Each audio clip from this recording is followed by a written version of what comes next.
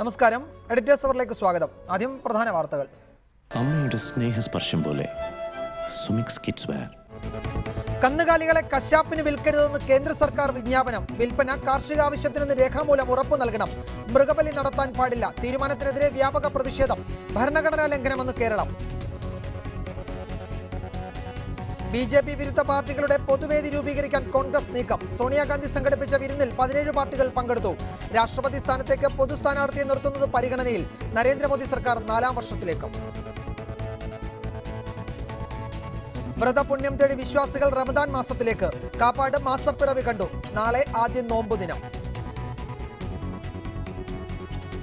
India Pakistan അതിർത്തിയിൽ കനത്ത വെടിവെപ്പ്. ഉറിയിൽ ഇന്ത്യൻ പെട്രോളിംഗ് സംഘത്തിന് നേരെ പാക് ഷെല്ലാക്രമണം.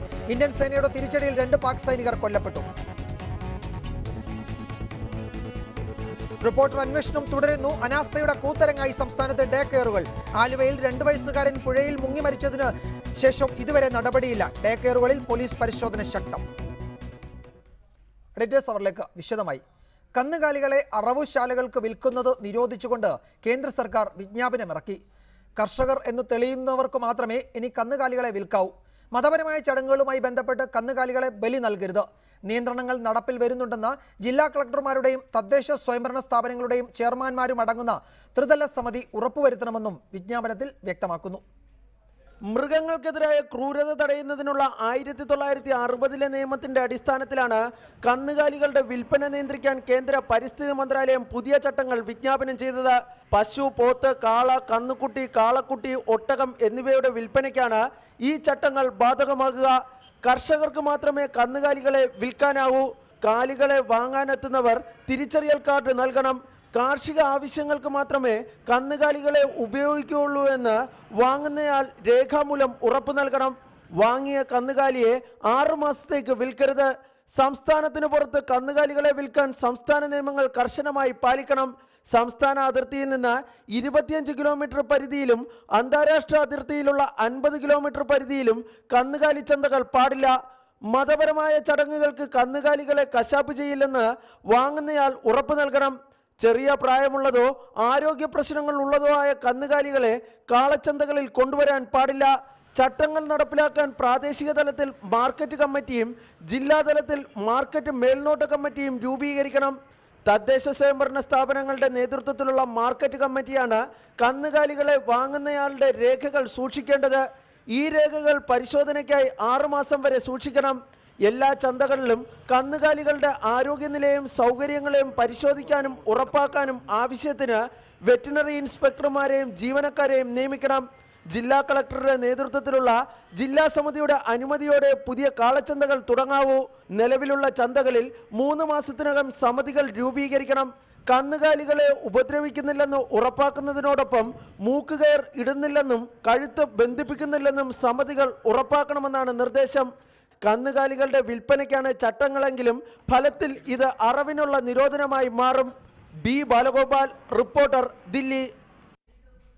ഈ വിഷയമാണ് എഡിറ്റേഴ്സ് അവർ പരിശോധിക്കുന്നത്. ചർച്ചയിൽ പങ്കെടുക്കുന്നത് രാഷ്ട്രീയ നിരീക്ഷകരായ doctor Sebastian Paul, Shri CR Neelakantan, DYFI കേന്ദ്ര കമ്മിറ്റി അംഗം ശ്രീ A റഹീം, BJP സംസ്ഥാന general secretary advocate B Gopalakrishnan എന്നിവരാണ്. ആദ്യം ഡോക്ടർ സെബാസ്റ്റ്യൻ പോൾ, ഇപ്പോൾ നമുക്ക് ഈ വിജ്ഞാപനത്തിൻ്റെ വിശദാംശങ്ങളിലേക്ക് പോകുന്നതിന് മുമ്പ് ഇതിൻ്റെ നിയമപരവും ഭരണഘടനാപരവുമായ നിലനിൽപ്പ് എത്രത്തോളം ഉണ്ട് എന്ന് പ്രാഥമികമായി പരിശോധിക്കാം. ഇത് ഒരു കേന്ദ്ര നിയമത്തിൻ്റെ ചുവട് പിടിച്ചുകൊണ്ടാണ് ഇത്തരം ഒരു ഭേദഗതിക്ക് കേന്ദ്ര സർക്കാർ ഈ വിജ്ഞാപനം പുറപ്പെടുവിച്ചിരിക്കുന്നത്. സ്വാഭാവികമായും അത് കേന്ദ്ര നിയമത്തിൻ്റെ ഭാഗമായതുകൊണ്ട് തന്നെ സംസ്ഥാനങ്ങൾക്ക് ബാധകമാണ് എന്നതാണ് ഇക്കാര്യത്തിൽ BJP നേതാക്കളുടെ ഒരു വിശദീകരണം. അത് നമുക്ക് മുഖവിലേക്കെടുക്കാൻ കഴിയുമോ എന്നതാണ് ഒന്ന്.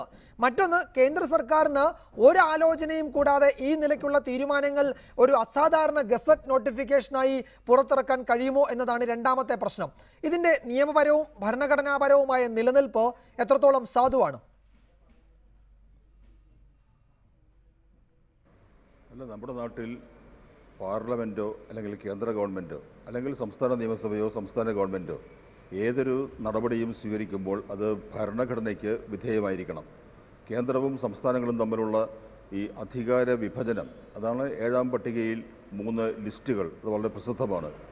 കേന്ദ്ര ലിസ്റ്റ്, സംസ്ഥാന list, സമവർത്തി list.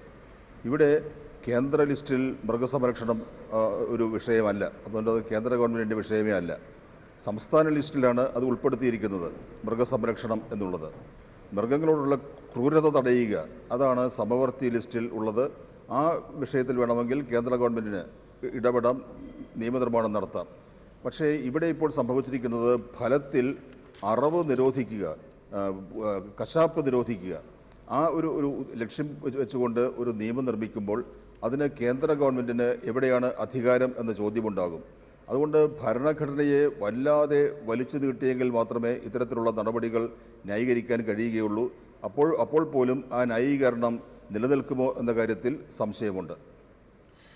Doctor Sebastian Paul, ഇവിടെ ഇപ്പോൾ അക്കാര്യത്തിലുള്ള ഒരു വിശദീകരണം, ഇവിടെ ഏതെങ്കിലും ഔദ്യോഗിക വിശദീകരണം കേന്ദ്രത്തിന്റെ ഭാഗത്തുനിന്ന് ഉണ്ടായിട്ടില്ലെങ്കിൽ പോലും ഇതിന്റെ ഈ സമിതിയുടെ ഭാഗമായി പ്രവർത്തിച്ച ചില ഉദ്യോഗസ്ഥരുടെ ചില പരാമർശങ്ങളാണ്. അവർ പറയുന്നത് ഇത് കഴിഞ്ഞ വർഷം ഈ 2017 ഈ വർഷം ജനുവരിയിൽ ഇതിന്റെ കരട്, ഈ വിജ്ഞാപനത്തിന്റെ കരട് പ്രസിദ്ധീകരിച്ചിരുന്നു. ജനങ്ങളുടെ അഭിപ്രായ രൂപീകരണത്തിന് വേണ്ടി അത് പൊതുസമൂഹത്തിൽ സമർപ്പിച്ചിരുന്നു. അതിൽ അഭിപ്രായ രൂപീകരണത്തിന് ആർക്ക് വേണമെങ്കിലും അവസരമുണ്ടായിരുന്നു. അത് ഉപയോഗിക്കാതെ ഇതിൻ്റെ വിജ്ഞാപനം, ഗസറ്റ് നോട്ടിഫിക്കേഷൻ വന്നപ്പോൾ അതിനെ വിമർശിക്കുന്നത് ഉത്തരവാദിത്തങ്ങളിൽ നിന്നുള്ള ഒഴിഞ്ഞുമാറലാണ്. അന്ന് കേരളമടക്കമുള്ള സംസ്ഥാനങ്ങൾ അവരുടെ നിലപാട് വ്യക്തമാക്കിയില്ല. സംസ്ഥാനം എന്ന നിലയ്ക്ക് കേരളത്തിന് വേണമെങ്കിൽ വിശദീകരിക്കാമായിരുന്നു, അതല്ലെങ്കിൽ വ്യക്തികൾക്ക് വിശദീകരണം നൽകാമായിരുന്നു, അല്ലെങ്കിൽ സംഘടനകൾക്ക് അതിനുള്ള അവസരം ഉണ്ടായിരുന്നു. അത് ഉപയോഗിച്ചില്ല. ഇത് നിലനിൽക്കുന്ന ഒരു മറുപടിയാണോ? അല്ല, കരട് വിജ്ഞാപനം എന്നത് ഹിതപരിശോധനയല്ല, റഫറണ്ടമല്ല. കരട് സമർപ്പിക്കുക, പൊതുജന സമക്ഷം ജനങ്ങളുടെ അഭിപ്രായം ആരായുക, അതൊക്കെ സാധാരണ ചെയ്യാറുള്ള കാര്യമാണ്. പക്ഷേ ഈ വിഷയത്തിൽ ഇവർ ഇപ്പോൾ പറയുന്നത് പോലെ ഒരു കരട് വിജ്ഞാപനം ചെയ്യുകയും അതിൻ്റെ അടിസ്ഥാനത്തിൽ ആക്ഷേപങ്ങൾ ക്ഷണിക്കുകയും സ്വീകരിക്കുകയും ചെയ്തു എന്നൊന്നും എനിക്കറിയില്ല, എൻ്റെ ശ്രദ്ധയിൽ അത് വന്നിട്ടില്ല. ഇനി അഥവാ ആരും അഭിപ്രായം പറഞ്ഞില്ലെങ്കിൽ പോലും അത് തെറ്റായ നിയമനിർമ്മാണത്തിൻ്റെ അല്ലെങ്കിൽ ഭരണപരമായ ഉത്തരവിന് സാധൂകരണമാകുന്നില്ല. ഇവിടെ ഈ വിഷയം കോടതിയിൽ ചോദ്യം ചെയ്യപ്പെടും, അല്ലെങ്കിൽ ചോദ്യം ചെയ്യപ്പെടണം. ഇവിടെ കേന്ദ്ര സർക്കാർ അവർക്ക് ഇല്ലാത്ത, ഭരണഘടന നൽകിയിട്ടില്ലാത്ത അധികാരം വിനിയോഗിച്ച് ഒരു ഉത്തരവ് പുറപ്പെടുവിച്ചിരിക്കുന്നു. അത് ഞങ്ങൾ പണ്ടേ അത് അറിയിച്ചിരുന്നതാണ്, ആരും ആക്ഷേപം ഉന്നയിച്ചില്ല എന്ന കാരണത്താൽ ആ നിയമം അത് തെറ്റാണെങ്കിൽ അത് ന്യായീകരിക്കപ്പെടില്ല. ഞാൻ വരാം താങ്കളിലേക്ക്. ശ്രീ ബി ഗോപാലകൃഷ്ണൻ, കഴിഞ്ഞ മഹാവീര ജയന്തിയിലാണ് RSSന്റെ സർസംഘചാലക് മോഹൻ ഭഗവത് തർക്കത്തോറ സ്റ്റേഡിയത്തിൽ RSS പ്രവർത്തകരെ അഭിസംബോധന ചെയ്തപ്പോൾ പറഞ്ഞത് രാജ്യത്തെമ്പാടും ഗോവധം നിരോധിക്കുന്ന നിയമം ഉണ്ടാകണം എന്ന് അദ്ദേഹം ആഹ്വാനം ചെയ്തിരുന്നു. ഈ വിജ്ഞാപനം സൂക്ഷ്മമായി പരിശോധിക്കുമ്പോൾ രാജ്യത്തെമ്പാടും ഗോവധം നിരോധിക്കുന്നതിന് കേന്ദ്ര സർക്കാരിന് ഇങ്ങനെ ചില വളഞ്ഞ വഴികളിലൂടെ സാധിക്കൂ എന്നത് അറിയാം. അതുകൊണ്ട് കേന്ദ്ര പരിസ്ഥിതി വന മന്ത്രാലയം ഒരു അസാധാരണ നോട്ടിഫിക്കേഷനിലൂടെ ഗോവധ നിരോധനത്തിന് കളമൊരുക്കുകയോ അതിനു വേണ്ടുന്ന സാഹചര്യം സൃഷ്ടിക്കുകയോ ചെയ്തിരിക്കുകയാണെന്ന് ഒറ്റനോട്ടത്തിൽ എല്ലാവർക്കും മനസ്സിലാവും. എന്തുകൊണ്ടാണ് ഈ ഒളിച്ചുകളി? ഗോവധ നിരോധനമാണ് BJP നടപ്പാക്കാൻ പോകുന്നതെങ്കിൽ അതിനു വേണ്ട മുന്നൊരുക്കമാണോ ഇപ്പോൾ ഈ വിജ്ഞാപനത്തിലൂടെ പരിസ്ഥിതി മന്ത്രാലയത്തെ കൊണ്ട് നരേന്ദ്രമോദി ചെയ്തിരിക്കുന്നത്?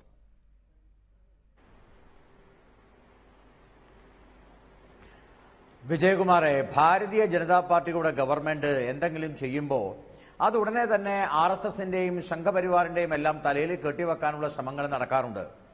ഞാൻ ചോദിക്കാൻ ആഗ്രഹിക്കുന്നത്, ഗോവധ നിരോധനം ഭാരതത്തിൽ കൊണ്ടുവന്നത് BJP അല്ലല്ലോ.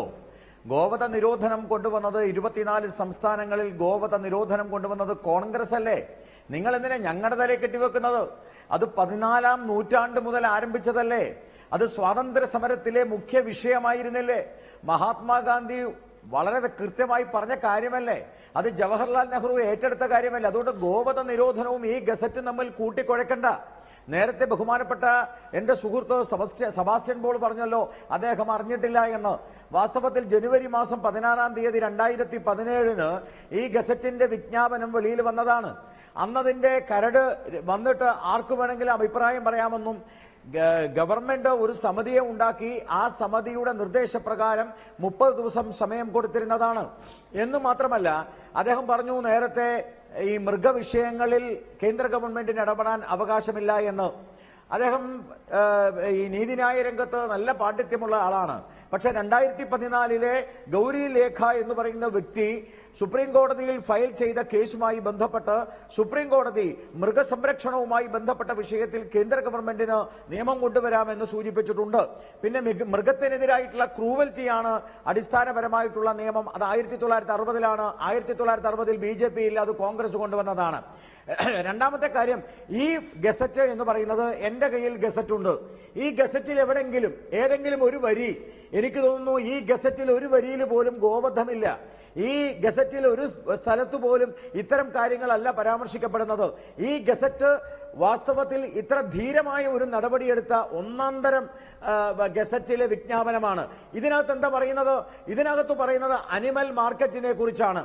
ഇന്ന് അനിമൽ മാർക്കറ്റ് എന്ന് പറയുന്നത് ഏത് തരത്തിലുള്ള മൃഗങ്ങളെയും വിൽക്കാനുള്ള ഒരു മാർക്കറ്റാണ് അനിമൽ മാർക്കറ്റ്.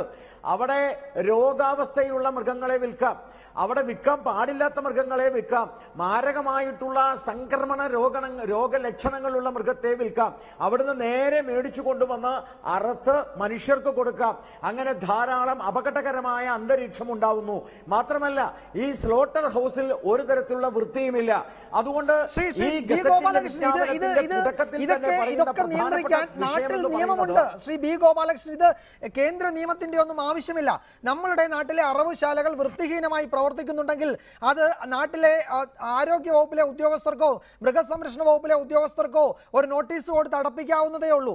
അതിന് ഈ 1960-ലെ മൃഗങ്ങളോടുള്ള ക്രൂരത തടയുന്ന നിയമത്തിന്റെ ഭേദഗതിയുടെ ഒന്നും ആവശ്യമില്ല. Not sell the animals for the purpose of slaughter എന്ന് ഈ വിജ്ഞാപനത്തിൽ എഴുതിയിരിക്കുന്നതിന്റെ അർത്ഥം എന്താണ്?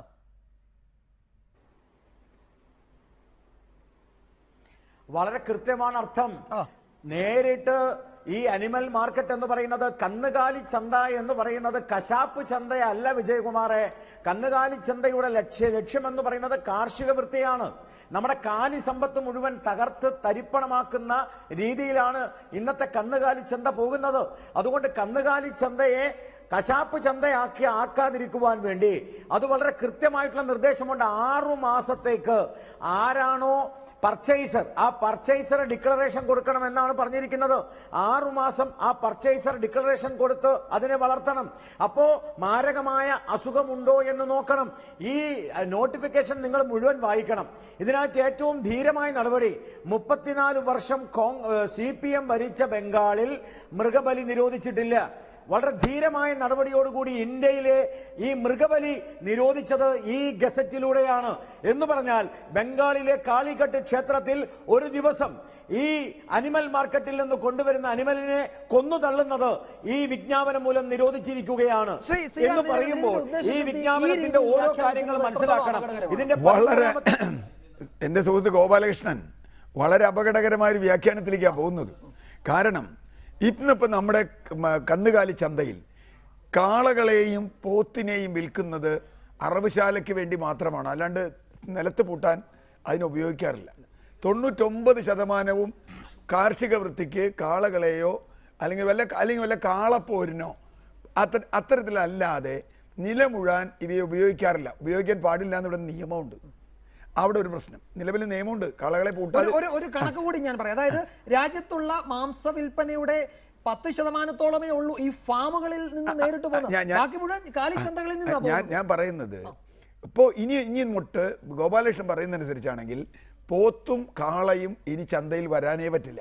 ഇപ്പൊ കേരളത്തിൽ വേറെ അത് വരാനേ പറ്റില്ല. പശുവാണെങ്കിൽ പിന്നെ നിങ്ങൾക്ക് വാദിക്കാം, ഇത്തിരി പാല് കിട്ടാനാണെന്ന് വാദിക്കാം, എരുമയാണെങ്കിലും വാദിക്കാം. ഒട്ടകത്തിൻ്റെ കാര്യം എനിക്കറിയില്ല. അപ്പോൾ എന്തായാലും ഒട്ടകം എങ്ങനെ ഇവിടെ വന്നു എന്നുള്ളതും ഒരുപക്ഷെ രാജസ്ഥാനിലൊക്കെ ഉണ്ടാവും.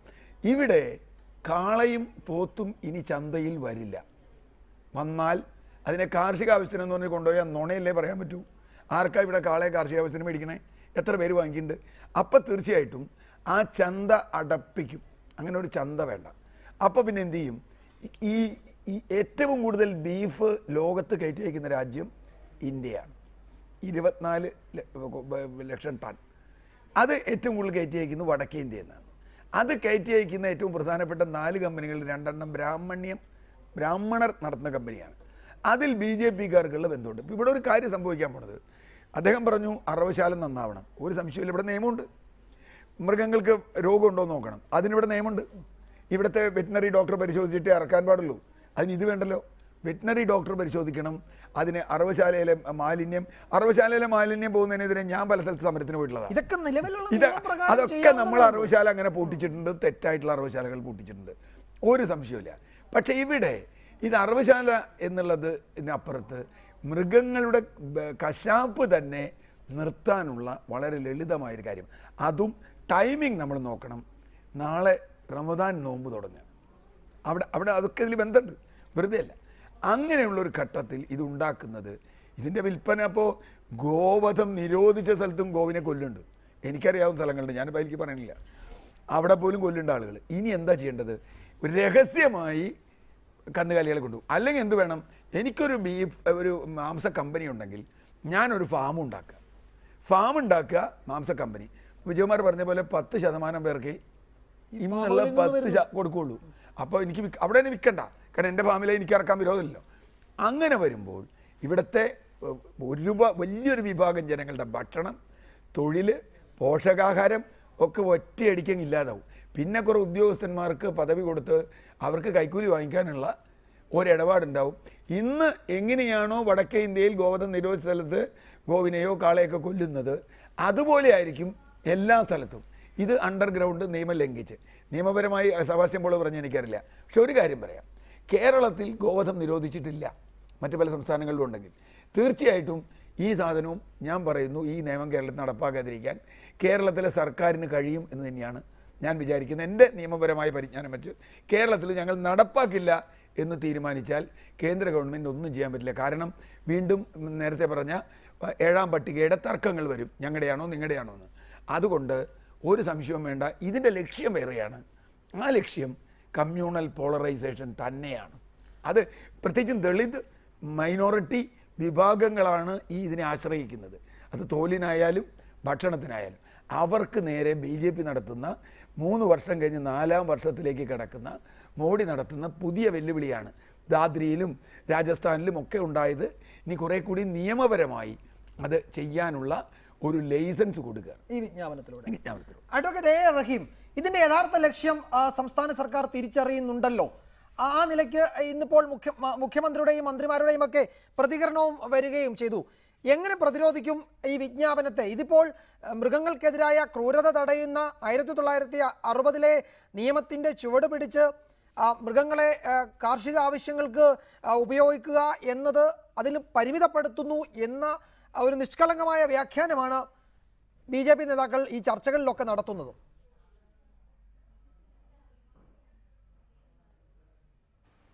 അത് നിഷ്കളങ്കമായ വ്യാഖ്യാനമല്ല വിജയകുമാറെ.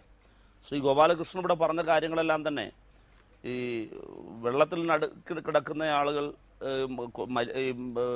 മറ്റു യാതൊരുവിധ പ്രതിവിധികളുമില്ലാതെ വരുമ്പോൾ പലതും ചെയ്യുന്നത് പോലെയുള്ളൊരു വെപ്രാളപ്പാച്ചിൽ മാത്രമാണ്. അതൊന്നുമല്ല, ഈ പറഞ്ഞത് നിഷ്കളങ്കമായിട്ടൊന്നുമല്ല കൈകാര്യം ചെയ്യേണ്ടത്. ഈ രാജ്യം ഗുരുതരമായ പ്രതിസന്ധിയിലേക്ക് സഞ്ചരിച്ചു കൊണ്ടിരിക്കുന്നു. മുൻപ് ബീഫ് ഫെസ്റ്റുകൾ സംഘടിപ്പിച്ചുകൊണ്ട് ഇവരുടെ ഗോവധ നിരോധനത്തിനെതിരായിട്ടുള്ള നിലപാട് സ്വീകരിച്ച മുഹമ്മദ് അഖിലാഖിനെ കൊന്ന സമയത്ത് രാജ്യത്തെമ്പാടും ഈ ബീഫ് നിരോധനത്തിൻ്റെ പേരിൽ ആളുകളെ കൊന്നു. ഭക്ഷണ സ്വാതന്ത്ര്യത്തിൻ്റെ പേരിൽ കേരള ഹൗസിൽ പോലും ഇവരുടെ പോലീസിനെ കയറ്റിവിട്ടു. ആ സന്ദർഭത്തിലൊക്കെ തന്നെ ഇത് അപകടകരമായ ഒരു അവസ്ഥയിലേക്ക് നീങ്ങുന്നു എന്ന് ഞങ്ങളന്ന് പറഞ്ഞിരുന്നതാണ്. ഇപ്പോൾ നോക്കൂ, കാലം മുന്നോട്ട് പോകുമ്പോൾ ഈ ഒരു ഉത്തരവിലൂടെ, ഈ പുറംവാതിൽ നിയമത്തിലൂടെ BJP ചെയ്യാൻ ഉദ്ദേശിക്കുന്നത് എന്താ? ഭരണഘടനയുടെ മേൽ കടന്നു കയറുകയാണ്, മനുഷ്യൻ്റെ ഭക്ഷണ സ്വാതന്ത്ര്യത്തിൽ കടന്നു കയറുകയാണ്. അതോടൊപ്പം തന്നെ തൊഴിലവസരങ്ങളെ ബാധിക്കുകയാണ്, രാജ്യത്തെ കൃഷിയെ ബാധിക്കുകയാണ്, രാജ്യത്ത് തൊഴിൽ ചെയ്യാനുള്ള അവകാശത്തിനു മേലുള്ള കടന്നുകയറ്റം കൂടിയാവുകയാണ്. ഇവർ പറയുന്നു കൃഷിയെ സംരക്ഷിക്കാൻ വേണ്ടി എന്നാണ്. രാജ്യത്ത് 30,000 ഹെക്ടർ ഭൂമി വീതം കൃഷിഭൂമി ഓരോ വർഷവും കുറഞ്ഞുകൊണ്ടിരിക്കുന്നു എന്നുള്ളതാണ് കണക്ക്. ഇവർ കൃഷിയെ സംരക്ഷിക്കാൻ വേണ്ടിയിട്ടാണെങ്കിൽ ഈ രാജ്യത്തെ കാർഷിക മേഖലയെ കോർപ്പറേറ്റ് വൽക്കരിക്കുന്ന നടപടി അവസാനിപ്പിക്കുമോ? രാജ്യത്ത് കൃഷിയുണ്ടല്ലോ, കൃഷിക്ക് ഭൂമി കോർപ്പറേറ്റുകൾക്ക് തീരെഴുതുകയാണ് അവരവസാനിപ്പിക്കുമോ? അതല്ലല്ലോ ഇവർ ചെയ്യുന്ന. രാജ്യത്ത് ഈ ഹെക്ടർ കണക്കിന് ഭൂമിയിൽ കൃഷി ഓരോ വർഷവും കുറഞ്ഞു വരികയാണ്. ഇത് ശ്രീ CR നീലകണ്ഠൻ നേരത്തെ സൂചിപ്പിച്ചതുപോലെ ഇത് ശക്തമായ രാജ്യത്ത് ഒരു കമ്മ്യൂണൽ പോളറൈസേഷൻ ഉണ്ടാക്കാൻ ഒരു സമീപനമാണ് ഇവർ എടുക്കുന്നത്. ഇവർക്ക് പശുവിനോടൊന്നും പ്രത്യേക സ്നേഹമൊന്നുമില്ല. ഈ ഇന്നത്തെ സർക്കുലറിലൂടെ എന്തോ മഹത്തായ കാര്യമാണ് എന്ന് ശ്രീ ഗോപാലകൃഷ്ണൻ പറഞ്ഞു. ശ്രീ ഗോപാലകൃഷ്ണനെ പോലെയുള്ള 916 RSSകാർക്ക് വല്ലാതെ ആഹ്ലാദിക്കാം, യാതൊരു സംശയവുമില്ല. നിങ്ങൾ ഇനിയും ആഹ്ലാദിപ്പിൻ. കാരണം എന്താണെന്നറിയോ വിജയകുമാറെ? മുമ്പ് പശുവിനെ കടത്തുന്നു, ബീഫിനെ ഈ പോത്തിനെ കൊണ്ടുപോകുന്നു എന്ന കാര്യം പറഞ്ഞുകൊണ്ടാണ് ആളുകളെ കൊന്നുകൊണ്ടിരുന്നതെങ്കിൽ ഇനി ഒട്ടകവും പിന്നെ എരുമയും ഈ പറയുന്ന മറ്റു മൃഗങ്ങളെ കൂടി ഉത്തരവിൽ പറയുന്ന മറ്റൊരുപാട് മൃഗങ്ങളുണ്ടല്ലോ, ആ മൃഗങ്ങളെ കൊണ്ടുപോകുന്നതിൻ്റെ പേരിൽ കൂടി RSSകാർക്ക് ആളുകളെ കൊല്ലാനും ആളുകളെ ആക്രമിക്കുന്നതിനും ദളിതരെ ഉന്മൂലനം ചെയ്യുന്നതിനുമൊക്കെയുള്ള ഒരു നിയമപരമായ സർട്ടിഫിക്കറ്റാണ് 3ാമത്തെ വാർഷിക ദിനത്തിൽ ശ്രീ മോദി, നരേന്ദ്രമോദി കൊടുത്തിരിക്കുന്നത്. അതിൽ ശ്രീ ഗോപാലകൃഷ്ണനെ പോലെയുള്ള പത്തരമാറ്റ് തിളക്കമുള്ള RSSകാരന് അഭിമാനിക്കാനും ആഹ്ലാദിക്കാനും വകയുണ്ട്. പക്ഷേ ഈ രാജ്യത്തെ മഹാഭൂരിപക്ഷം വരുന്ന സാധാരണക്കാരനും ഈ രാജ്യം വീണ്ടും നിലനിൽക്കണമെന്ന് ആഗ്രഹിക്കുന്നവർക്കും അത് മിണ്ടാതിരിക്കാനാകില്ല. നിങ്ങളുടെ നിഷ്കളങ്കമായ നടപടികളല്ല. താങ്കൾ പറയൂ, ഇതുകൊണ്ട് രാജ്യത്തെ കാർഷിക മേഖലയ്ക്ക് എന്ത് ഗുണമാണ് ഉണ്ടാകാൻ പോകുന്നത്? ഒരു കർഷകൻ അയാളുടെ വീട്ടിൽ വളർത്തുന്ന ഈ കന്നുകാലിയെ കാർഷിക ആവശ്യത്തിന് ഉപയോഗിച്ചതിന് ശേഷം അതിനെ എന്തു ചെയ്യും? അതിനെ ആര് സംരക്ഷിക്കും? ഗവൺമെന്റ് ഏറ്റെടുക്കുമോ? ഇത് സ്റ്റേറ്റിന്റെ സ്വത്താണെങ്കിൽ അതിനെ പരിരക്ഷിക്കുമോ? പണം കൊടുത്ത് വാങ്ങി അത് ഗോശാലകൾ സ്ഥാപിച്ച് അവിടെ സംരക്ഷിക്കുമോ? എന്ത് ചെയ്യണമെന്നാണ് കേന്ദ്ര സർക്കാർ പറയുന്നത്? ഇതിനകത്ത്, ഈ വിജ്ഞാപനത്തിനകത്ത് അതുകൂടി എഴുതി വെച്ചിരുന്നെങ്കിൽ ചർച്ച ചെയ്യുമ്പോൾ അത് ചോദിക്കുകയെങ്കിലും ചെയ്യാമായിരുന്നു. ശ്രീ ഗോപാലകൃഷ്ണൻ. വിജയകുമാറെ, ഒരു ചർച്ചയ്ക്ക് വരുന്ന സമയത്ത് ആ ചർച്ചയ്ക്ക് ആധാരമായിട്ടുള്ള ആ നിയമം പഠിച്ചിട്ട് വേണം ചർച്ചയ്ക്ക് വരാൻ എന്ന് ആഗ്രഹിക്കുന്ന ആളാണ് ഞാൻ. അത് റഹീമൊന്നും CR നീലകണ്ഠനൊന്നും ഗസറ്റ് തീരെ നോക്കിയിട്ടില്ല എന്നാണ് എനിക്ക് തോന്നുന്നത്. എന്തായാലും നിങ്ങൾ ചോദിച്ച ചോദ്യത്തിന് ഞാൻ ഉത്തരം പറയാം. അതിനു മുമ്പ് റഹീമും അതുപോലെ CR നീലകണ്ഠനും പറഞ്ഞത് പറയാതിരിക്കാൻ നിർവാഹമില്ല. അതുകൊണ്ട് എനിക്ക് സമയം തരണം. മിസ്റ്റർ റഹീം, ഞാൻ നിങ്ങളോട് ചോദിക്കാൻ ആഗ്രഹിക്കുക, ഞാൻ പത്തരമാറ്റുള്ള RSS തന്നെയാ, അതിനകത്ത് യാതൊരു സംശയവുമില്ല. അതുകൊണ്ട് ഞാൻ രാജ്യസ്നേഹിയ, നിങ്ങളെപ്പോലെ പത്തരമാറ്റ് രാജ്യദ്രോഹിയല്ല. അത് ഞാൻ വളരെ കൃത്യമായി പറയാൻ ആഗ്രഹിക്കുകയാണ്. പിന്നെ നിങ്ങൾ ഗോവധത്തെ കുറിച്ച് പറഞ്ഞല്ലോ, തന്റെ ഇടമുണ്ടോ നിങ്ങൾക്ക് ഈ ചർച്ചയിൽ ഇരുന്നിട്ട് പോർക്കിറച്ചി വിൽക്കണമെന്നും പോർക്കിനെ കൊല്ലുന്നതിൽ വിരോധമില്ലെന്നും പറയാൻ തയ്യാറുണ്ടോ? അങ്ങനെയാണെങ്കിൽ ഒരു കാര്യം ചെയ്യുക, അങ്കമാലിയിൽ ധാരാളം പോർക്കുണ്ട്, പെരുമ്പാവൂരിൽ പോർക്ക് ഫെസ്റ്റ് നടത്താൻ ധൈര്യമുണ്ടോ? ഉണ്ടെങ്കിൽ പറ, ഞാൻ നിങ്ങളോട് വെല്ലുവിളിക്കുക. അങ്കമാലിയിൽ പോർക്ക് ഇറച്ചിയുണ്ട്, പെരുമ്പാവൂരിൽ പോർക്ക് ഫെസ്റ്റ് നടത്താൻ ധൈര്യമുണ്ടോ? പിന്നെ അല്ല, ഞാൻ സംസാരിക്കുമ്പോ സംസാരിക്കല്ലേ? അല്ലല്ല, ഞാൻ സംസാരിക്കുമ്പോൾ CR നീലകണ്ഠൻ, നിങ്ങൾ സംസാരിക്കുമ്പോൾ ഞാൻ മിണ്ടിയിട്ടില്ല. നിങ്ങൾ പറഞ്ഞല്ലോ പിഴവ് പറഞ്ഞതാണ്.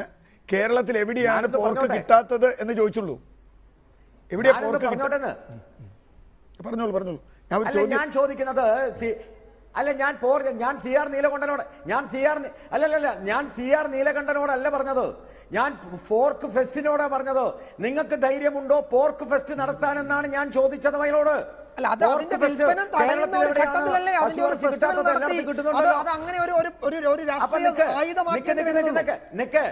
ഇടയില്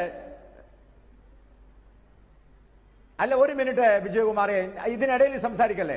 അതായത് ബീഫ് ഫെസ്റ്റ് നടത്തിയവർ പോർക്ക് ഫെസ്റ്റ് നടത്താൻ തയ്യാറുണ്ടോ എന്നാണ് ഞാൻ ചോദിച്ചത്. ഒന്ന്. രണ്ടാമത് CR നീലകണ്ഠനോടൊരു ചോദ്യം. CR നീലകണ്ഠൻ, നിങ്ങളുടെ ഗവൺമെന്റാണ് ഡൽഹിയിൽ, ധൈര്യമുണ്ടെങ്കിൽ നിങ്ങൾ ഒരു കാര്യം ചെയ്യുക, അവിടുത്തെ ആ ബീഫിന്റെ ആ നിരോധനം എടുത്ത് മാറ്റ്. ധൈര്യമുണ്ടെങ്കിൽ CR നീലകണ്ഠൻ നിങ്ങളോട് പറയുന്നു, നിങ്ങൾ ഡൽഹിയിലെ നിരോധനം മാറ്റ്. നിങ്ങൾക്ക് ധൈര്യമുണ്ടെ ചെയ്യ്. CR നീലകണ്ഠൻ, നിങ്ങൾ ഒരു കാര്യം മനസ്സിലാക്കണം, നിങ്ങൾ പരിസ്ഥിതിവാദിയല്ലേ? പരിസ്ഥിതിവാദിയാണെങ്കിൽ ഏറ്റവും ലേറ്റസ്റ്റ് ആയിട്ടുള്ള റിപ്പോർട്ടുണ്ട്. ആ റിപ്പോർട്ട് ഏതാണെന്ന് ഞാൻ പറയേണ്ട ആവശ്യമില്ല. കാലിഫോർണിയയിലെ ലോമാ ലിൻഡ യൂണിവേഴ്സിറ്റിയുടെ റിപ്പോർട്ട് വന്നിട്ടുണ്ട്. ആ റിപ്പോർട്ടിൽ 71% അന്തരീക്ഷ മലിനീകരണം ബീഫുമായി ബന്ധപ്പെട്ടത്, അതായത് പശുവിറച്ചിയുമായി ബന്ധപ്പെട്ടത്. താങ്കൾ വായിച്ചിട്ടില്ലെങ്കിൽ പോയി വായിക്ക്. അപ്പോ നിങ്ങൾ ആവശ്യമില്ലാതെ RSSനെയും സംഘപരിവാറിനെയും ഒന്നും ഇതിൽ കയറ്റണം എന്ന് ഞാൻ ആഗ്രഹിക്കുന്നില്ല. പിന്നെ മറ്റൊരു പ്രധാനപ്പെട്ട വിഷയം, റംസാൻ മാസത്തെ കുറിച്ച് പറഞ്ഞു. റംസാൻ മാസമൊന്നും ബന്ധപ്പെട്ടിട്ടല്ലല്ലോ ഒരു വിജ്ഞാപനം. ഇനി നിങ്ങൾ പറഞ്ഞ വിജ്ഞാപനത്തിലേക്ക് വരാം, വിജയകുമാർ പറഞ്ഞ ഇക്കാര്യത്തിലേക്ക് വരാം. മിസ്റ്റർ വിജയകുമാർ, നിങ്ങൾ പറഞ്ഞല്ലോ ഒരു കർഷകൻ എന്താ ചെയ്യേണ്ടതെന്ന്. ഒരു കർഷകൻ ചെയ്യേണ്ട കാര്യത്തെക്കുറിച്ച് പറയാം. ഈ ഗസറ്റിൽ എവിടെങ്കിലും കർഷകൻ പോത്തിനെ വിൽക്കാൻ പാടില്ല, കർഷകൻ പശുവിനെ വിൽക്കാൻ പാടില്ല, കർഷകൻ പോത്തിനെ സ്ലോട്ടർ ഹൗസിൽ കൊടുക്കാൻ പാടില്ല, കർഷകൻ പശുവിനെ സ്ലോട്ടർ ഹൗസിൽ കൊടുക്കാൻ പാടില്ല എന്ന് ഈ ഗസറ്റിൽ എവിടെങ്കിലും പറഞ്ഞിട്ടുണ്ടോ? ഉണ്ടോ? ഈ ഗസറ്റിൽ പറഞ്ഞിരിക്കുന്നത് മാർക്കറ്റിനെ കുറിച്ചാണ്. അതായത് മാർക്കറ്റിൽ വിൽക്കാൻ വരുന്ന പശുവായാലും കാളയായാലും പോത്തായാലും അത് 6 മാസത്തേക്ക് സംരക്ഷിക്കണം. 6 മാസം സംരക്ഷിച്ചു കഴിഞ്ഞാൽ ആ കർഷകൻ 6 മാസം സംരക്ഷിക്കുമ്പോൾ അവൻ കർഷകനാവും. 6 മാസം സംരക്ഷിച്ചതിന് ശേഷം ശ്രീ ബി ഗോപാലകൃഷ്ണൻ, എന്റെ ഒരു സംശയം ഈ 6 മാസം സംരക്ഷിച്ചതിന് ശേഷം അല്ല, ചോദിക്കട്ടെ 6 മാസം സംരക്ഷിച്ചതിന് ശേഷം അതിനെ കശാപ്പുശാലയ്ക്ക് കൊടുക്കാൻ കഴിയുമോ ഈ വിജ്ഞാപന പ്രകാരം? നീലകണ്ഠൻ ഒരുപക്ഷെ അറിയില്ല. 6 മാസം സംരക്ഷിച്ചതിന് ശേഷം കശാപ്പുശാലയ്ക്ക് കൊടുക്കാൻ കഴിയുമോ? കശാപ്പുശാലയ്ക്ക് കൊടുക്കാൻ പറയൂ, കൊടുക്കാൻ കഴിയുമോ? കശാപ്പുശാലയിൽ 6 മാസത്തിന് ശേഷം സ്വാഭാവികമായും 6 മാസം ഒരു പോത്തിനെയോ കാളയെയോ വളർത്തുന്ന ആളെ കർഷകൻ എന്നാണ് വിളിക്കുക. കർഷകന് കശാപ്പുശാലയിൽ കൊടുക്കുന്നതിൽ ഈ ഗസറ്റിൽ തടസ്സമില്ല വിജയകുമാർ. ഇത് നിങ്ങളുടെ ഒരു വ്യാഖ്യാനമാണ് ശ്രീ ബി ഗോപാലകൃഷ്ണൻ. ഇതൊക്കെ വ്യാഖ്യാനമാണ്. ഇപ്പോൾ ഇതിന്റെ രേഖാമൂലമുള്ള ഉറപ്പിന്മേൽ ഇതിനെ കൈമാറ്റം ചെയ്യുന്ന സ്ഥലത്ത് ഗോസംരക്ഷകരെന്നൊക്കെ പറഞ്ഞ് ചില ആളുകളെ തല്ലിക്കൊല്ലുന്ന ഒരു നാട്ടിൽ ഇങ്ങനെ ഒരു വിജ്ഞാപനം ഇറക്കിയിട്ട് ഈ 6 മാസം കഴിഞ്ഞ് നിങ്ങൾ കശാപ്പിന് കൊടുത്തുകൊള്ളൂ എന്ന് പറയുന്നതിന്റെ യുക്തി എന്താണ് ശ്രീ ബി ഗോപാലകൃഷ്ണൻ? ഇത് നടപ്പാകുമോ? ഇത് നടപ്പാക്കാനാണോ ഇതിന്റെ ഉദ്ദേശം? ഇതിന്റെ യഥാർത്ഥ ലക്ഷ്യം ആർക്കാണ് മനസ്സിലാകാത്തത്?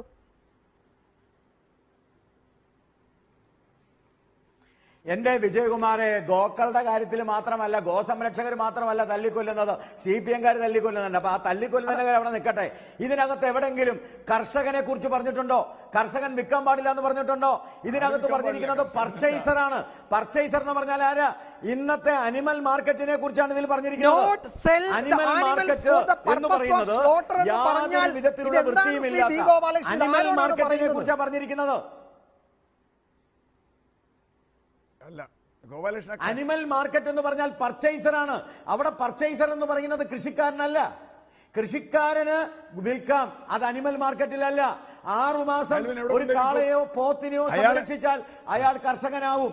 അതുകൊണ്ട് അനിമൽ മാർക്കറ്റില് സ്വാഭാവികമായും സ്ലോട്ടർ ഹൗസിലേക്ക് പോകുന്നതിനെ തടസ്സപ്പെടുത്താൻ വേണ്ടിയാണ് വാസ്തവത്തിൽ പരിസ്ഥിതിവാദികളും കാലിസമ്പത്തിനെ സംരക്ഷിക്കുന്നവരും ഇതിനെ അനുകൂലിക്കണം. ഈ എന്റെ സുഹൃത്ത് CR നീലകണ്ഠൻ എന്ത് പരിസ്ഥിതി പ്രവർത്തകന്, എന്ത് ഈ നാട്ടിലെ മൃഗങ്ങളെ സംരക്ഷിക്കുന്ന ആളുകള്? മൃഗങ്ങളെ എങ്ങനെയല്ല, എനിക്ക് ആടിനോടും കോഴിയോടും ഒക്കെ താല്പര്യമുണ്ട് ഗോപാലകൃഷ്ണ. ആടിനോടും കോഴിയോടും മുയലിനോടും ഒക്കെ താല്പര്യമുള്ള ആളാ ഞാൻ. പക്ഷേ അതിനൊന്നും ഈ നിയമത്തിൽ വരുന്നില്ലല്ലോ. ആടിനെ ചെയ്യാം അല്ലേ? മുയലിനെ കഴിച്ചോ? നിങ്ങൾ മുയലിനെ കഴിച്ചാൽ ഞാനല്ല, എല്ലാവരും സംരക്ഷിക്കണം. ജയിലിൽ പോയിരിക്കും. 1960 ആക്ട് പ്രകാരം മുയലിനെ കഴിച്ചാൽ നിങ്ങൾ ജയിലിൽ പോയിരിക്കും. നീലകണ്ഠ അല്ല, ഞാൻ കോൺഗ്രസ് കൊണ്ടുവന്നതാ. അതല്ല നിങ്ങള് പശുവിന്റെ കാര്യത്തിൽ കഴിക്കണമല്ലോ. മുയലിനെ കഴിച്ചാൽ പ്രധാന വിഷയത്തിൽ ആടിനെ കഴിക്കാം, അതൊന്നുമല്ല. ആടിനില്ല ഈ നിയമം. 1960 ക്രൂവൽറ്റി ആക്ട് കൊണ്ടുവന്നത് കോൺഗ്രസാ, BJP അല്ല. അതിന്റെ ഉപവകുപ്പ് മാത്രമാണിത്. ഇത് അനിമൽ മാർക്കറ്റിനെ കുറിച്ചാണ് പറയുന്നത്, കൃഷിക്കാരനെ കുറിച്ച് പറയുന്നില്ല, സ്ലോട്ടർ ഹൗസിനെ കുറിച്ച് പറയുന്നില്ല. എന്റെ വിജയകുമാറെ, 34 സ്ലോട്ടർ ഹൗസ് ഇന്ന് ഇന്ത്യയിൽ കേരളത്തിലുള്ളൂ. ഒരു 340 സ്ലോട്ടർ ഹൗസ് ഉണ്ടാവട്ടെ കേരളത്തില്. അനധികൃതമാണ് കേരളത്തിലെ സ്ലോട്ടർ ഹൗസുകൾ. ഈ നീലകണ്ഠൻ അതിനെ കുറിച്ച് എന്താ പറയാനുള്ളത്? കേരളത്തിലെ ലൈസൻസ് ഉള്ള സ്ലോട്ടർ ഹൗസുകൾ. അപ്പോ വെറ്റിനറി ഡോക്ടർ പരിശോധിക്കണം. നിങ്ങൾ എന്നോട് ചോദ്യം ചോദിച്ചാൽ മറുപടി പറയാം. സ്ലോട്ടർ ഹൗസുകൾ നിയമപരമായി പ്രവർത്തിക്കണമെന്ന് നിങ്ങളെക്കാൾ കൂടുതൽ ആഗ്രഹമുള്ള ആളാണ് ഞാൻ. അതിന് പാരിസ്ഥിതികവും ആരോഗ്യപരവുമായ വിഷയങ്ങളുണ്ട്. അതിനുവേണ്ടി പല സ്ഥലത്ത് സമരം ചെയ്തിട്ടുള്ള ആളാണ്. അവിടുന്ന് വേസ്റ്റ് പുറത്തു വരാൻ പാടില്ല, അവിടുത്തെ മാലിന്യങ്ങൾ പുറത്തു വരാൻ പാടില്ല, ജലാശയങ്ങളെ നശിപ്പിക്കുന്നുണ്ട്. ഇതിലൊക്കെ ഇടപെട്ടിട്ടുള്ള ആളാണ് ഞാൻ. അതിനാണ് നമ്മൾ ചെയ്യേണ്ടത്. അതിന് നിയമം ഉണ്ടാക്കും നിങ്ങൾ. ആ നിയമമാണെങ്കിൽ ഇവിടെ അതല്ല. സെല്ലിങ്ങിനെയാണ് പ്രശ്നം. സെല്ലിങ്. എനിക്ക് എൻ്റെ കന്നുകാലിയെ ആർക്ക് വിൽക്കണമെന്ന് എനിക്ക് നിങ്ങളൊരു കാര്യം ചെയ്യൂ. ഓതറൈസ്ഡ് സ്ലോട്ടർ ഹൗസിലേക്ക് മാത്രമേ വിൽക്കാവൂ എന്നാണ് നിങ്ങൾ നിയമം ചെയ്തിരുന്നെങ്കിൽ ഞാൻ കുറെ കൂടി വിശ്വസിച്ചേനെ. ഓതറൈസ്ഡ് സ്ലോട്ടർ ഹൗസ് ഉണ്ടാകാവൂ എന്ന് പറയാമായിരുന്നു. അതുമല്ല പറഞ്ഞത്. ഇപ്പൊ പറഞ്ഞല്ലോ 6 മാസം കഴിഞ്ഞാൽ ഇയാൾ എന്ത് ചെയ്യണം? 6 മാസം കഴിഞ്ഞാൽ ഇയാൾ സ്ലോട്ടർ ഹൗസിന് വിൽക്കണം. അപ്പൊ അയാൾ അവിടെ വിൽക്കും. അയാൾക്ക് മാർക്കറ്റ്. അപ്പൊ പ്രശ്നം വെച്ചാൽ മാർക്കറ്റിൽ കൊണ്ടുവരാതെ വിൽക്കണം. അതാണ് പ്രശ്നം. ഒരു സാധാരണ കർഷകന് അവന്റെ കാലം കഴിഞ്ഞ കന്നുകാലിയെ മാർക്കറ്റിലല്ലേ കൊണ്ടുവരിക? അവിടെ വെച്ചല്ലേ അത് കൈമാറ്റം ചെയ്യുക. അതിനിപ്പോൾ നിങ്ങൾക്ക് എന്താ തടസ്സം? അത് അങ്ങനെ നിങ്ങൾ കാര്യം വെച്ചോളൂ. അവിടെ ഡോക്ടർ പരിശോധിക്കണമെന്ന് വെച്ചോളൂ, ഞാൻ പറയുന്നു നിയമമുണ്ടാക്കൂ, ഡോക്ടർ പരിശോധിക്കണം, രോഗിയായി ഇതിനെ വിൽക്കാൻ പാടില്ല, ഇതൊക്കെ ചെയ്യാം, രോഗിയായി അതിനെ ഇറക്കാൻ പാടില്ല. ഇത് ഞാനും അംഗീകരിക്കുന്നു. അതിപ്പോ നിലവിലുണ്ട്. പക്ഷേ അതല്ല ഇപ്പോൾ ചെയ്യുന്നത്. നിങ്ങൾ വിൽക്കാൻ പാടില്ല. ഒന്നുമില്ല, ഇവിടെ ഒക്കെ അനധികൃതമാണ്. നമ്മുടെ നാട്ടിൽ ശ്രീ ബി ഗോപാലകൃഷ്ണൻ, നമ്മുടെ നാട്ടിൽ അനധികൃതമായി പലതും നടക്കുന്നുണ്ട്. അത് നിയമമില്ലാത്തത് കൊണ്ടല്ലോ, അത് നിയമമില്ലാത്തത് കൊണ്ടല്ല. ഇപ്പോൾ കള്ളവാറ്റ് നടക്കുന്നുണ്ട്, അത് തടയാൻ നിയമമില്ലാത്തത് കൊണ്ടാണോ? എന്നിട്ടും നടക്കുന്നുണ്ട്. അതല്ല ഇവിടെ പ്രശ്നം. നിങ്ങൾ പറയുന്ന ഇപ്പോൾ മാർക്കറ്റിൽ ആരോഗ്യമുള്ള കന്നുകാലികളെ വിൽക്കാവൂ എന്ന് പറയുന്നത് ശരിയാണ്, ഇപ്പോഴും അങ്ങനെയാണ്. അനാരോഗ്യമോ ഏതെങ്കിലും രോഗം ബാധിച്ചതോ തീരെ കന്നുകുട്ടികളെ ഒന്നും വിൽക്കാനോ ഇറച്ചിക്ക് വേണ്ടി വിൽക്കാൻ പാടില്ല. നമ്മുടെ നാട്ടിൽ നിയമമുണ്ട്, അതിന്റെ പേരിൽ കേസുകളുണ്ട്. അതിനെ കടത്തിക്കൊണ്ട് പോകുന്നതിനെതിരെ സംസ്ഥാനങ്ങൾക്ക് കേസെടുക്കാം.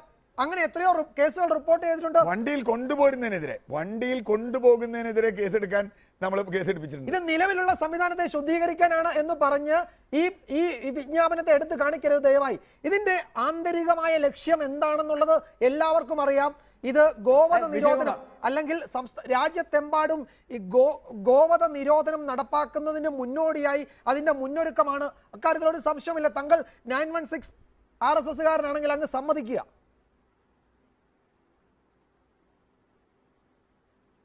ഞാൻ 916 RSSകാരൻ തന്മയാണ്. ഗോവധ നിരോധനത്തെ 100% അനുകൂലിക്കുന്ന ആളാണ് ഞാൻ. മഹാത്മാഗാന്ധിയും ജവഹർലാൽ നെഹ്റുവും ഇന്ദിരാഗാന്ധിയും ചെയ്ത ആ പരിപാടികൾ ജയപ്രകാശ് നാരായണൻ ആവശ്യപ്പെട്ട അതിനോട് കൂടെ നിൽക്കുന്ന ആളാണ് ഞാൻ. അതിനകത്ത് സംശയമില്ല. പക്ഷെ ഈ ഗസറ്റ് അതിനുള്ളതല്ല. ഈ ഗസറ്റ് മൃഗബലി നിർത്തുവാനുള്ള ഗസറ്റാണ്.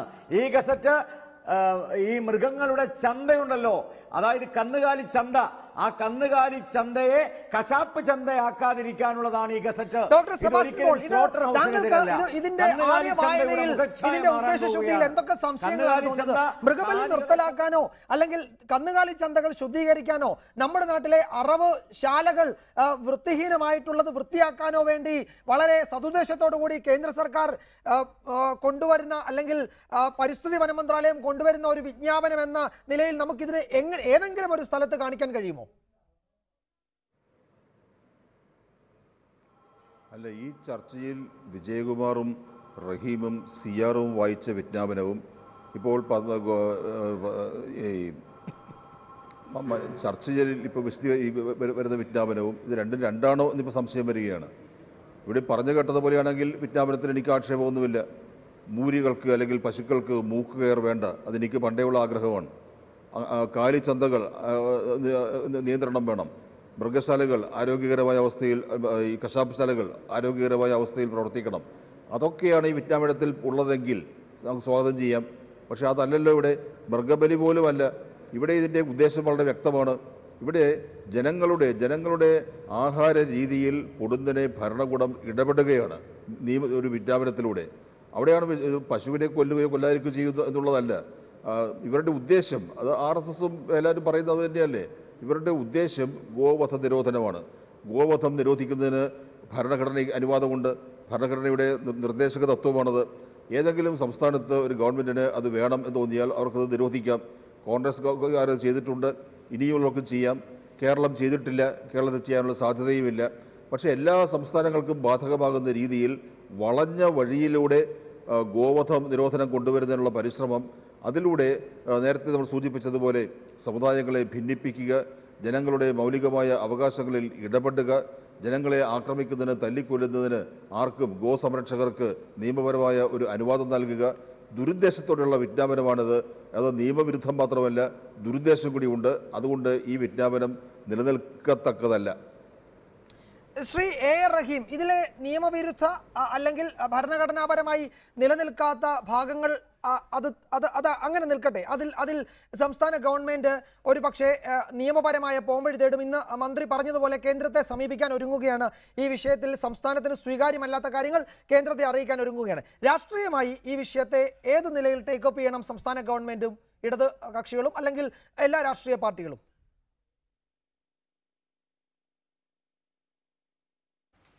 ഞങ്ങൾക്ക് സംഘപരിവാറിൻ്റെ ഇത്തരം നീക്കങ്ങൾ, അത് ഇക്കാര്യത്തിൽ മാത്രമല്ല, സംഘപരിവാറിൻ്റെയും അവരുടെ കേന്ദ്ര സർക്കാരിൻ്റെയും കേരളത്തിൻ്റെ അധികാരങ്ങൾ കവർന്നെടുത്തുകൊണ്ട് നടത്തുന്ന ഇത്തരം നിലപാടുകളിലും നീക്കങ്ങളിലും പ്രഖ്യാപിതമായൊരു നിലപാടുണ്ട്. ആ നിലപാട് ശ്രീ ഗോപാലകൃഷ്ണൻ പറയുന്ന സാഹിത്യമൊന്നുമല്ല. ഞങ്ങൾ വളരെ കൃത്യമായി വളരെ ക്ലാരിറ്റിയോട് കൂടി ഇത് പറയാനും നടപ്പിലാക്കാനുമുള്ള ശേഷി കേരളത്തിലെ ഇടതുപക്ഷ ജനാധിപത്യ ഗവൺമെൻറ്റിനുണ്ട്. അതുകൊണ്ട് തന്നെയാണ് ഉത്തരവ് പുറത്തു വന്ന വാർത്തകൾ വന്നപ്പോൾ തന്നെ കേരളത്തിൻ്റെ മുഖ്യമന്ത്രിയും കേരളത്തിൻ്റെ കൃഷി വകുപ്പ് മന്ത്രിയും കേരളത്തിൻ്റെ തദ്ദേശ സ്വയംഭരണ വകുപ്പ് മന്ത്രിയും ധനകാര്യ മന്ത്രിയുമെല്ലാം സഖാവ് കോടിയേരി ബാലകൃഷ്ണൻ ഉൾപ്പെടെ കൃത്യമായ നിലപാട് ഇക്കാര്യത്തിൽ പറഞ്ഞു. ആ നിലപാട് ഞങ്ങൾ നടപ്പിലാക്കാം. അതവിടെ നിൽക്കട്ടെ. ഇവിടെ 2-3 കാര്യങ്ങൾ വ്യക്തമാണ്. ഒന്ന്, ശ്രീ ഗോപാലകൃഷ്ണൻ ആവർത്തിച്ച് പറയാൻ ശ്രമിക്കുന്നത്, ഇവിടെ തന്നെ ഗോപാലകൃഷ്ണൻ്റെ ഒരു ഇരട്ടത്താപ്പുണ്ട്. ശ്രീ വിജയകുമാർ നിങ്ങൾ 916 അല്ലേ ഒന്ന് പറ എന്ന് പറയുമ്പോഴും പറയാൻ എന്തൊരു അറപ്പാണ്.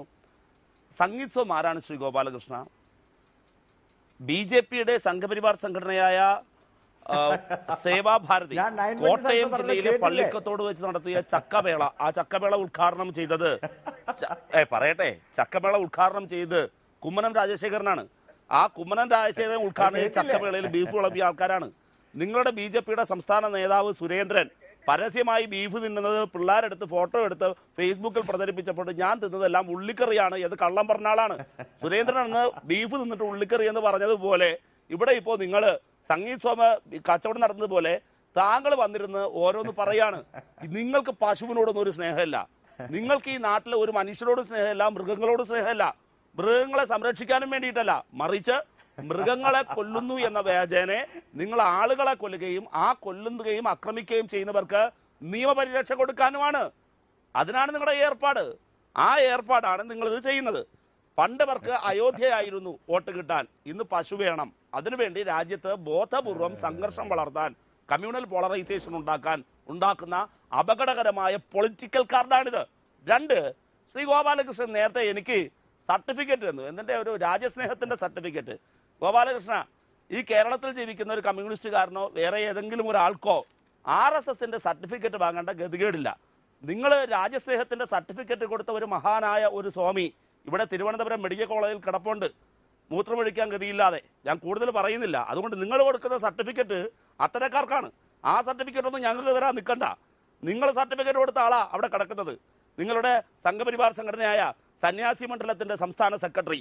അപ്പോൾ അതവിടെ കിടന്നോട്ടെ, ഞാനിപ്പോൾ സന്ദർഭോചിതമായി പറയുന്നുള്ളൂ. അതുകൊണ്ട് നിങ്ങൾ ഈ സർട്ടിഫിക്കറ്റ് ഒന്നും കൊടുത്ത് കളിക്കണ്ട. കേരളത്തിലെ ജനങ്ങൾക്ക് ആത്മാഭിമാനമുണ്ട്.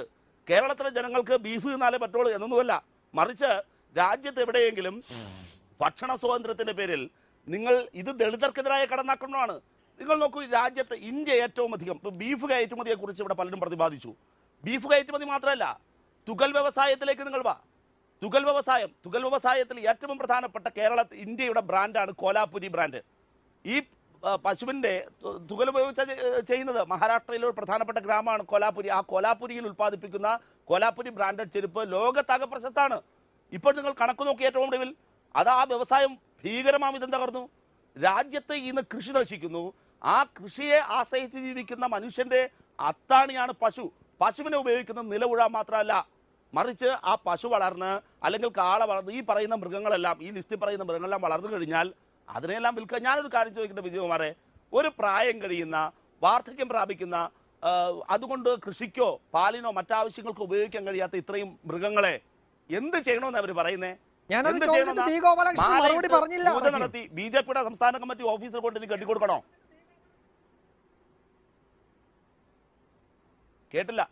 ഞാൻ ആ ചോദ്യം ബി ഗോപാലകൃഷ്ണനോട് ആവർത്തിച്ച് ചോദിക്കുന്നുണ്ടായിരുന്നു. അദ്ദേഹം മറുപടി പറയുന്നില്ല ആ വിഷയത്തിലും. ഞാൻ മറുപടി പറയട്ടെ. പറഞ്ഞു. അതെന്ത് ചെയ്യണം? അത്തരം ഞാൻ മറുപടി പറയില്ല. ഗോപാലകൃഷ്ണൻ ചോദ്യങ്ങളോട് പ്രതികരിക്കാനല്ല,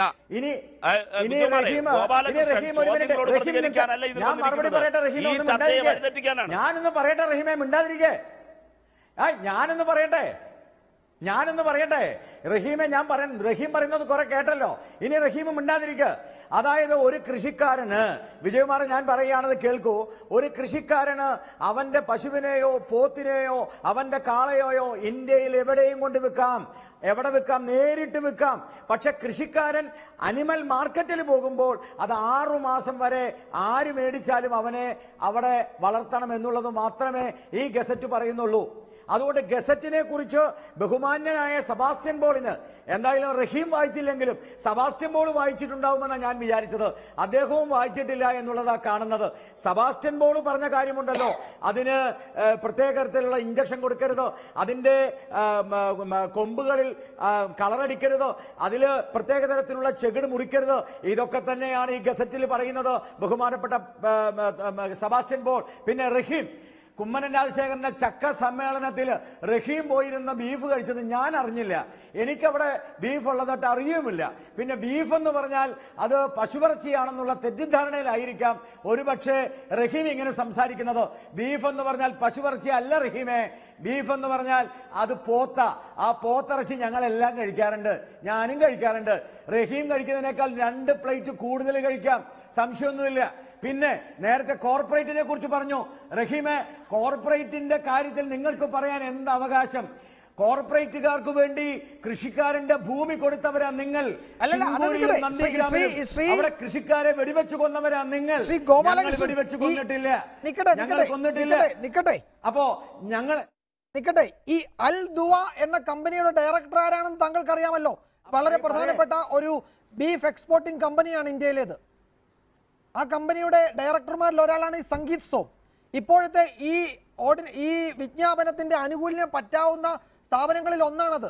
നാട്ടിലെ ബീഫ് ഈ രീതിയിലുള്ള ഈ കടകളിലൂടെ വിൽക്കുന്നത് ഒഴിവാക്കപ്പെട്ടാൽ, അല്ലെങ്കിൽ അറവുശാലകൾ കുറഞ്ഞു വന്നാൽ അതിന്റെ നേട്ടമുണ്ടാകുന്നത് ഇതുപോലെയുള്ള വൻകിട സ്ഥാപനങ്ങൾക്കാണ്. ടിന്നിലടച്ച ഇറച്ചി വിപണിയിലെത്തിയാൽ അതിന്റെ ഗുണം നേടാൻ പോകുന്ന ഒരാൾ സംഗീത് സോമാണ്. BJPക്ക് ഇത് നേരെ വാ നേരെ പോ എന്നൊന്നും പറഞ്ഞ് വിശദീകരിക്കാൻ കഴിയില്ല ശ്രീ ഗോപാലകൃഷ്ണൻ. കാര്യങ്ങൾ പല വഴിക്ക് അപകടത്തിലേക്ക് നീങ്ങുകയാണ്. ഇത് കോർപ്പറേറ്റുകളെ സഹായിക്കാനുള്ള ഉത്തരവാണെന്ന് വ്യാഖ്യാനിച്ചാൽ ഒരിക്കലും കുറ്റം പറയാൻ കഴിയില്ല. കാരണം BJPയുമായി ബന്ധമുള്ള ഒരു ഡസൻ ആളുകൾ ഈ ബിസിനസ് നടത്തുന്നുണ്ടല്ലോ. അല്ലല്ലല്ല, ഞാൻ പറയട്ടെ വിജയകുമാറെ, നിങ്ങൾക്കാണ് ഇപ്പൊ തെറ്റുപറ്റിയത്. സംഗീത് സോമിനെ പറ്റി പറഞ്ഞത് എന്താ? ധാരാളം അറവുശാലകളുടെ ഉടമസ്ഥന സംഗീത് സോമ. അപ്പൊ സംഗീത് സോമിനെ പോലെ ഒരാൾക്ക് ഈ ഗവൺമെന്റിനെ സ്വാധീനിക്കാൻ പറ്റിയില്ല എന്നാണ് അതിന്റെ തെളിവ്. അല്ലാതെ വലിയ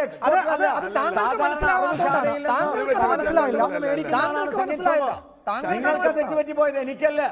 അല്ല, സംഗീത് സോമിന്റെ അറവുശാലയല്ല, അത് വൻകിട ഫാം ഹൗസുമായി ബന്ധപ്പെട്ട അറവുശാലയാണ്. ആ അറവുശാലകൾക്ക് വേണ്ടിയാണ്, അത്തരം ഫാം ഹൗസുകൾക്ക് വേണ്ടിയാണ് ഈ ഉത്തരവ്.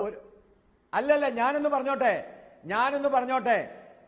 അല്ല, ഞങ്ങളുടെ ഈ കാഴ്ചപ്പാടനുസരിച്ച്, നിങ്ങൾ പറയുന്നതനുസരിച്ചാണെങ്കിൽ ഈ സർക്കാർ അറവുശാലകൾക്ക് അനുകൂലമായ നിലപാടെടുക്കണം, അല്ലെങ്കിൽ മൃഗങ്ങളെ വധിക്കുവാനുള്ള നിലപാടെടുക്കണം.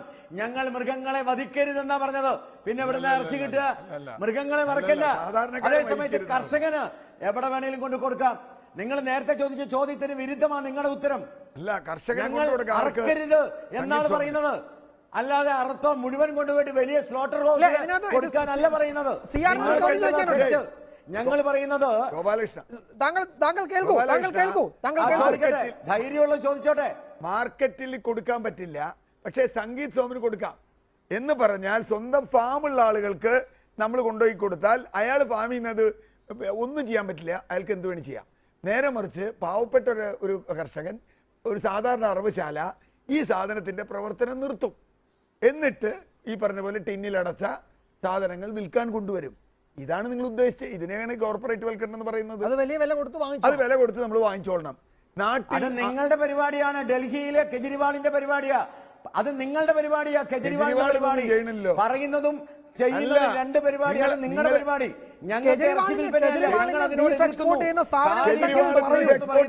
പ്രകൃതിയുടെ സമ്പത്ത് കെജ്രിവാൾ എക്സ്പോർട്ട് ചെയ്യുന്നില്ല സാർ. ബീഫ് എക്സ്പോർട്ട് ചെയ്യുന്നത് BJP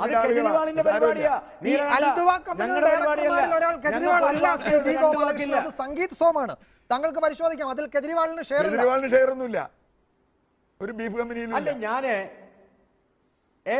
മിസ്റ്റർ വിജയകുമാർ, നിങ്ങൾ തെറ്റിദ്ധരിക്കേണ്ട.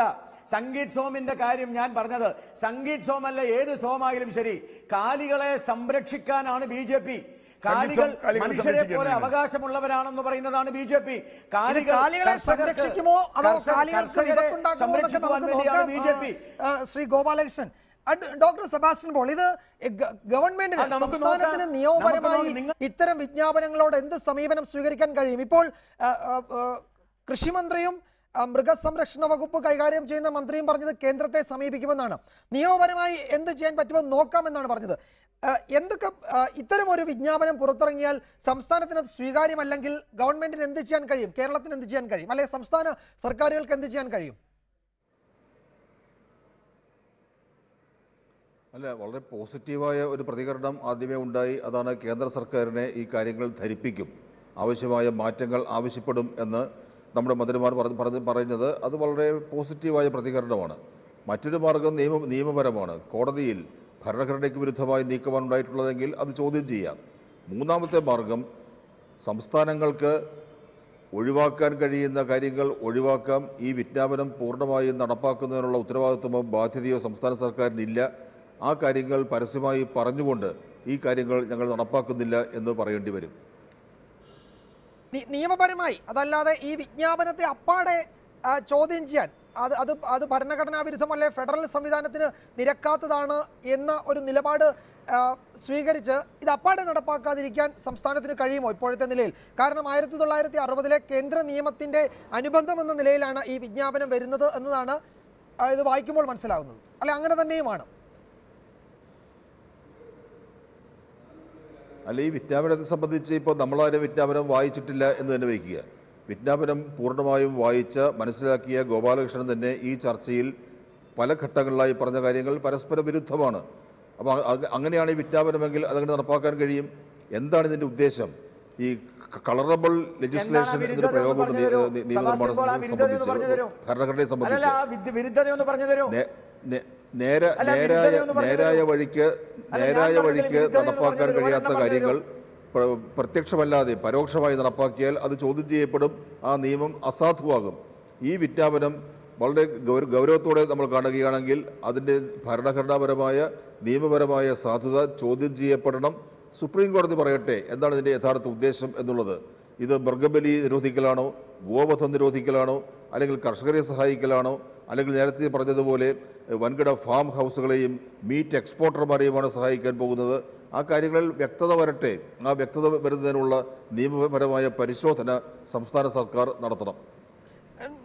ശ്രീ CR നീലകണ്ഠൻ, ചുരുക്കത്തിൽ ഇപ്പോൾ ഏതാണ്ട് 20-ലധികം സംസ്ഥാനങ്ങളിൽ ഗോവധ നിരോധനം നിലവിലുണ്ട്. കോൺഗ്രസ് ഭരിക്കുന്നതും ഒക്കെ അത്തരം സംസ്ഥാനങ്ങളിലുണ്ട്. അവിടെയൊന്നും ഇതൊരു ചലനമേ ഉണ്ടാക്കില്ല. കേരളം പോലെയുള്ള ചില സംസ്ഥാനങ്ങളിലായിരിക്കും പ്രത്യക്ഷത്തിൽ ഇത്തരം ചർച്ചകൾ നടക്കുക. പ്രശ്നങ്ങൾ ഉണ്ടാകാം, പക്ഷേ ചർച്ചകൾ നടക്കുകയും ഈ ഭിന്നാഭിപ്രായം പ്രകടിപ്പിക്കുകയും അത് രേഖപ്പെടുത്തി മുന്നോട്ട് പോവുകയൊക്കെ ചെയ്യുന്ന സംസ്ഥാനങ്ങൾ. ആ നിലയ്ക്ക് ഇതിൻ്റെ ചർച്ചകൾ കഴിയുന്നതോടുകൂടി ഇതിൻ്റെ ഭവിഷ്യത്ത് അനുഭവിക്കേണ്ടി വരുന്ന സംസ്ഥാനങ്ങൾ അത് മറന്നു പോവുകയും വിസ്മരിക്കപ്പെട്ടു പോവുകയും ഒക്കെ ചെയ്ത് അവസാനിച്ച് പോകുമോ? ഒരിക്കലുമില്ല. കാരണം ഇതുണ്ടാക്കുന്ന സാമൂഹ്യ സംഘർഷം വളരെ വലുതാണ്. കാരണം വലിയൊരു വിഭാഗം ജനങ്ങൾ അവരുടെ തൊഴിലിൽ നിന്നും മാറ്റപ്പെടും. ഇപ്പോൾ ദളിത് വിഭാഗം, പ്രത്യേകിച്ച് ദളിത് വിഭാഗത്തെ സംബന്ധിച്ചിടത്തോളം അവരിതിനെ ആശ്രയിച്ചാണ് ഗ്രാമീണ മേഖല നിൽക്കുന്നത്. അല്ലാണ്ട് സംഗീത് സോങ് കൊടുക്കുന്ന തൊലി കൊണ്ട് മറ്റേ കോലാപുരിയിലോ അല്ലെങ്കിൽ ആഗ്രയിലോ ചെരുപ്പുണ്ടാക്കാനോ ഷൂസ് ഉണ്ടാക്കാനോ പറ്റില്ല, ബെൽറ്റ് ഉണ്ടാക്കാൻ പറ്റില്ല. കാരണം അവരിത് പൊളിക്കുന്നു, അവർ ചത്ത ഇത് അതിൻ്റെ തൊലി പൊളിക്കുന്നു, അതുകൊണ്ട് ചെയ്യുന്നു. ഗ്രാമീണ മേഖല, ഇന്ത്യയുടെ ഗ്രാമീണ മേഖലയിൽ അനൗപചാരികമായി തൊഴിൽ തേടിയിരിക്കുന്ന കോടിക്കണക്കിന് മനുഷ്യർ, പ്രത്യേകിച്ചും സമൂഹത്തിൽ ഏറ്റവും താഴെത്തട്ടിൽ സാമൂഹ്യമായി പിന്നോക്കം നിൽക്കുന്ന മനുഷ്യർ, അവർക്കിടയിൽ ഉണ്ടാക്കുന്ന വലിയ വൈരുദ്ധ്യമുണ്ട്. ഇപ്പം നമുക്കറിയാം, ഇന്ത്യയിൽ ഏറ്റവും ശക്തമായി വളർന്നു വരുന്ന മൂവ്മെൻറ്റുകളിലൊന്ന് അംബേദ്കറൈറ്റ് മൂവ്മെൻ്റാണ്. ഇപ്പോൾ അതിപ്പോൾ ഗോപാലകൃഷ്ണൻ സമ്മതിച്ചാലും സമ്മതിച്ചില്ലെങ്കിലും ആ ദളിത് അംബേദ്കറൈറ്റ് മൂവ്മെൻറ്റുകൾക്കും അവരുടെ പ്രതിരോധം ഇതിനുണ്ടാവും, മതേതര വിഭാഗങ്ങളുടെ പ്രതിരോധം ഉണ്ടാവും, മതന്യൂനപക്ഷങ്ങളുടെ ഭാഗത്തു നിന്ന്. കാരണം അത് പ്രത്യേകിച്ച് ഇതുണ്ടാവും. ഞാൻ വിചാരിക്കുന്നത് ഭക്ഷണം കിട്ടാൻ ഇതിനെ ആശ്രയിച്ച് ഭക്ഷണം ആശ്രയിച്ചിരുന്ന എല്ലാവരും ഉണ്ടാവും. അതുകൊണ്ട് നിയമപരമായി ഇത് എന്തൊക്കെ കൊണ്ടുവന്നാലും, ഇതിനു മുമ്പ് പല നിയമങ്ങളുണ്ടല്ലോ. ഞാൻ പറഞ്ഞല്ലോ, ഗോവധം നിലവിലുള്ള സംസ്ഥാനത്ത് ഗോവിനെ കൊല്ലുന്ന സ്ഥലങ്ങളുണ്ട്, എനിക്കറിയാം. കാരണം അത് നടത്തും അവർ, കാരണം അവർക്ക് പശുവിനെ തന്നെ കഴിക്കും. അപ്പം ഇതിൻ്റെ ലക്ഷ്യം നിയമം നടപ്പാക്കുന്നതിനേക്കാൾ സമൂഹത്തിൽ സംഘർഷമുണ്ടാക്കലാണ് എന്ന് ഞാൻ പറയാൻ കാരണം അതാണ്. പശുവിനെ സംരക്ഷിക്കലോ നിയമം നടപ്പാക്കലോ അല്ല, സംഘർഷം ഉണ്ടാവും, അതിൻ്റെ പ്രതിസന്ധി ഉണ്ടാവും. അതൊരു പക്ഷേ മറ്റ് പ്രശ്നങ്ങളിലേക്ക് നയിക്കാം.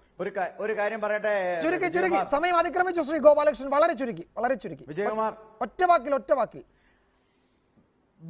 ബഹുമാനപ്പെട്ട എൻ്റെ സുഹൃത്ത് നീലകണ്ഠ, നിങ്ങൾ ദളിതരുടെ കാര്യം പറഞ്ഞ് ദളിതരെ അപമാനിക്കരുത്.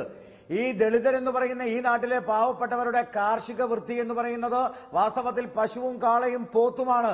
നിങ്ങളെ പോലെയുള്ള എ സിയിൽ ഇരിക്കുന്ന പരിസ്ഥിതി പ്രവർത്തകർക്ക്